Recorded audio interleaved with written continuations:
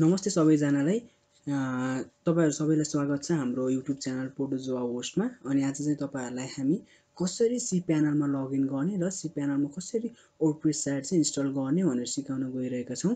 त्यसको लागि चाहिँ हामीलाई एउटा ब्राउजर चाहिन्छ।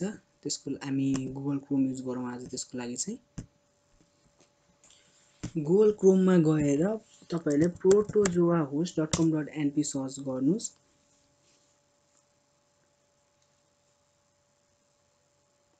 त्यसपछि तपाई यहाँ देख्न सक्नुहुन्छ एउटा युजरको लोगो छ।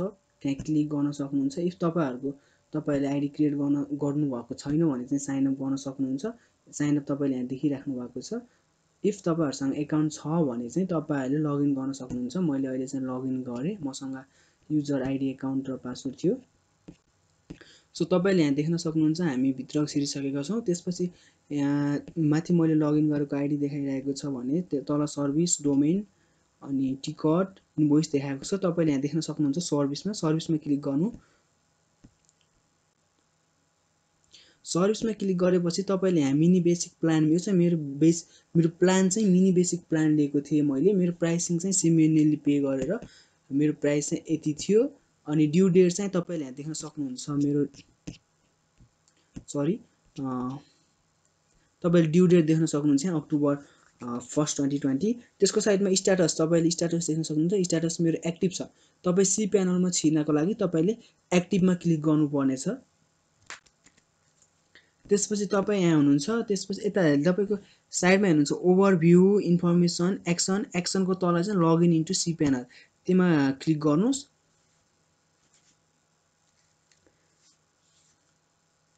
त्यसपछि हजुरहरु यहाँ अहिले cPanel मा छिरिसक्नु भएको छ।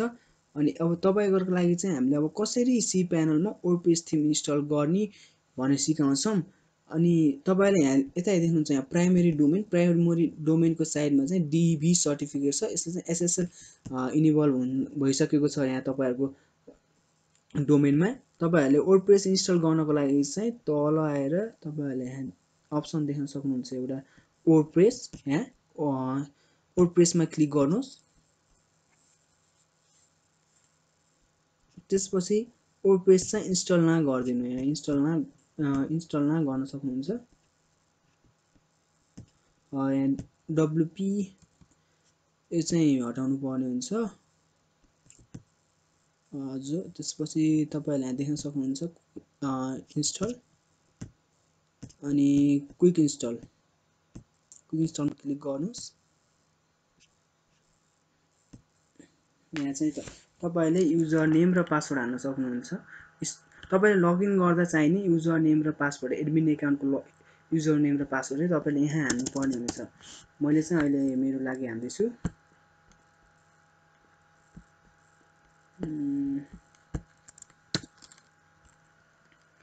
मानौ मैले अहिले चाहिँ Protozoahost 111 हाले है। तपाईले मेरो यहाँ पासवर्ड देख्न सक्नुहुन्छ। अनि तल चाहिँ तपाईले इन्स्टल बटन देख्न सक्नुहुन्छ। यसमा इन्स्टल क्लिक गर्नु होला। त्यसपछि यहाँ तपाईको प्रोसेस हुँदैछ चेकिङ द सबमिटेड डाटा। यो प्रोसेस चाहिँ 100% पुराउनु पर्ने छ हामीले। हजुर यहाँ इन्स्टल भइसकेको छ। त्यसपछि हामीले WordPress साइटमा लगइन गर्नको लागि चाहिँ तपाईले ड्याशबोर्डमा जानको लागि चाहिँ हामीले यहाँ साइडमा आएर डोमेनको नेम यो थियो /wp admin यो गर्ने। अनि यहाँ देख्न सक्नुहुन्छ युजर नेम र पासवर्ड अघि हामीले राखेको।